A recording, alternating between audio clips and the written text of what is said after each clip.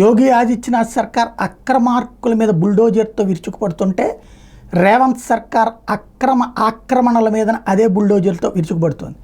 ఈ సందర్భంలో వాళ్ళు ప్రస్తావించినటువంటిది ఎవరెవరి భూములు ఏది అక్రమాలని కూలగొట్టారు అంటే సినీ నటుడు Akkineni Nagarjuna, MIM MLA Mohammed Mubeen, MIM MLC Mirza Ahmed Baig, కేంద్ర మాజీ మంత్రి అంటే కాంగ్రెస్ నాయకుడు పల్లనరాజు సోదరుడు పల్లమాన, మంద నియోజకవర్గంలో బీజేపీ తరఫున ఎమ్మెల్యేగా పోటీ చేసిన సునీల్ రెడ్డి, చింతల్ బీఆర్ఎస్ నేత రత్నాకరం సాయిరాజు, కావేరీ సీడ్స్ యజమాని భాస్కర్ రావు, ప్రో కబడ్డీ జట్టు యజమాని శ్రీనివాస్ భార్య అనుపమ చెందిన కట్టాలను కూల్చేసినట్టు ప్రకటించారు.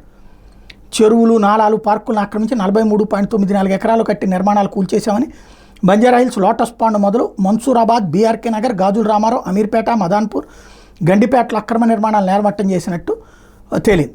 ఇక్కడే అసలు విషయం ఏంటంటే ఇందులో ఒక్కళ్ళంటే ఒక్కళ్ళు కాంగ్రెస్ నాయకులు లేరు. అంటే కాంగ్రెస్ నాయకులు కబ్జా చేయలేదా లేదా కాంగ్రెస్ వరకు ఎగ్జామ్షన్ ఇచ్చారా? ఇది రాబోయే రోజుల్లో రాజకీయ పార్టీలు బయటికి తీసుకొచ్చేటటువంటి అంశాల మీద ఆధారపడి ఉంటుంది.